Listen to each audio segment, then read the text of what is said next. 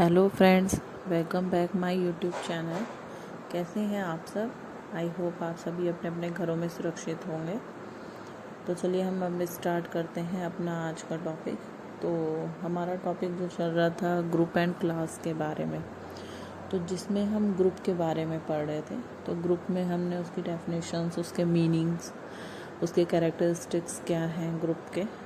और अब हम बात कर रहे थे, जो हमारा लास्ट टॉपिक चल रहा था वो हमारा चल रहा था टाइप्स ऑफ ग्रुप्स के बारे में। तो टाइप्स ऑफ ग्रुप्स में मैंने आप लोगों को ग्रुप्स के 2 टाइप्स के बारे में बताया था, जिसमें फॉर्मल ग्रुप और इनफॉर्मल ग्रुप्स आते हैं, यानी औपचारिक समूह और अनौपचारिक समूह आते हैं। तो उसका मैंने आप लोगों को अपने पिछले वीडियो में बाकायदा पूरा डायग्राम बना करके ब्लैक बोर्ड पे समझाया था। तो जो आपके मैंने 2 टाइप्स बताए थे, फॉर्मल ग्रुप्स और इनफॉर्मल ग्रुप्स के बारे में, तो उन ग्रुप से भी ज़्यादा जो है उसी के अंतर्गत और भी कई ग्रुप्स हैं जो फॉर्मल और इनफॉर्मल ग्रुप के साथ ही आते हैं। तो जो मेन ग्रुप्स हैं वो फॉर्मल और इनफॉर्मल होते हैं, लेकिन उसके अलावा भी कई ग्रुप्स हैं जो ग्रुप्स के प्रकार के अंतर्गत आते हैं। तो मैं आज आपको उन्हीं ग्रुप्स के बारे में बताऊंगी। फिर जो उस दिन मैंने आप लोग को डायग्राम के थ्रू टाइप्स ऑफ ग्रुप्स के बारे में, जो फॉर्मल ग्रुप्स के टाइप्स थे उनके बारे में बताया था, तो उनको मैं आगे अपना नेक्स्ट वीडियो में कंटिन्यू करूँगी। तो आज मैं आप लोगों को जो टाइप्स ऑफ ग्रुप्स हैं आप लोगों के, उसमें फॉर्मल और इनफॉर्मल तो है ही, उसके बाद आप लोगों का आता है मैनेज ग्रुप, फिर है आप लोग का प्रोसेस ग्रुप, नेक्स्ट है सेमी फॉर्मल ग्रुप, उसके बाद है आप लोगों का गोल ग्रुप, फिर है लर्निंग ग्रुप, और लास्ट है आपका प्रॉब्लम सॉल्विंग ग्रुप्स। तो ये कई टाइप्स के ग्रुप्स होते हैं जो ग्रुप टाइप के अंतर्गत आते हैं, लेकिन जो मेन टाइप्स हैं वो फॉर्मल और इनफॉर्मल दोनों होते हैं।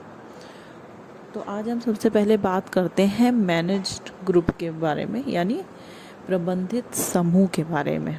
तो आखिर प्रबंधित समूह क्या होता है? तो प्रबंधित समूह जो है एक नामित प्रबंधक के तहत बनाए जा सकते हैं, भले ही वे आवश्यक रूप से एक महान सौदे के साथ काम करें या मुख्य चीज उनके पास आम है। कम से कम प्रबंधक और शायद इसी तरह का काम जो है वो प्रबंधित समूह के अंतर्गत आता है। अब कहने का तात्पर्य हमारा ये है कि प्रबंधित समूह यानी जो एक मैनेज ग्रुप होता है, कोई भी एक ऐसा ग्रुप जो किसी भी प्रोसेस को किसी भी तरीके से मैनेज करे, तो वो हमारा जो है मैनेज ग्रुप कहलाता है। यानी ग्रुप्स में be formed under a named manager even through they may not necessarily work together with a great deal. The main thing they have in common, at least the manager and perhaps the similar types of work. तो ये हमारा है प्रबंधित समूह, manage group. Next है हमारा process group, यानी प्रक्रिया समूह। अब हमारी प्रक्रिया समूह क्या होता है? तो प्रक्रिया समूह जो है एक प्रक्रिया को लागू करने के लिए एक साथ काम करता है, निर्देशों के अपेक्षाकृत निश्चित सेट से गुजरता है। क्लासिक पर्यावरण एक निर्माण उत्पादन लाइन है जहां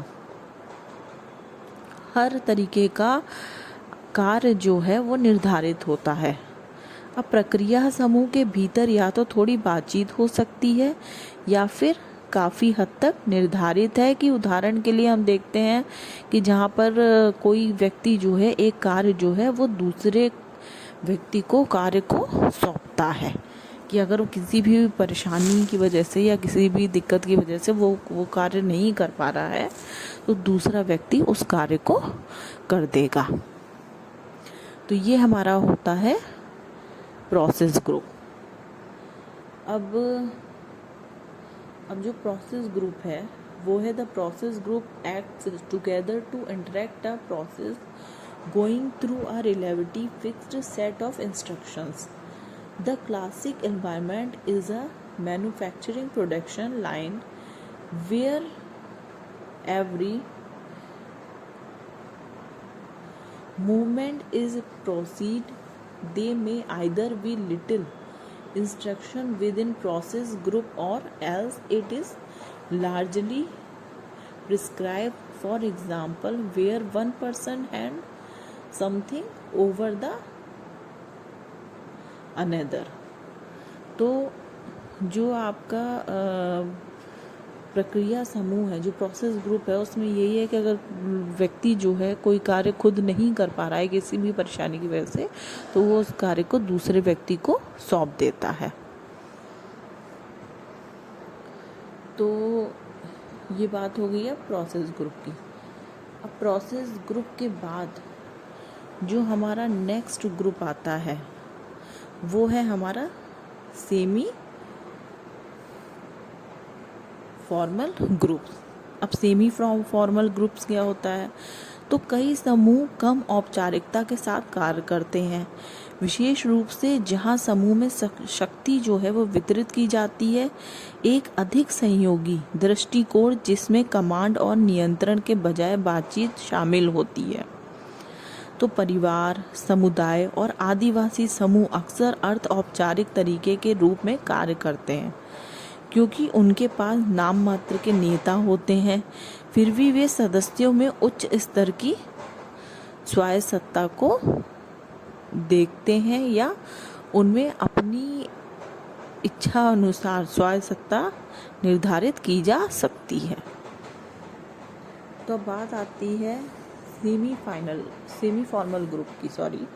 सेमी फॉर्मल ग्रुप है many groups act with less formality, in particular where power is distributed across the group, forcing a more collaborative approaches. They included negotiation rather than command and control. Families, committees and tribal groups often act as semi-formal way as they both have nominal leaders, yet member can have a high degree of autonomy. तो ये बात हो गई आपके अर्ध औपचारिक समूह की, यानी सेमी फॉर्मल ग्रुप की।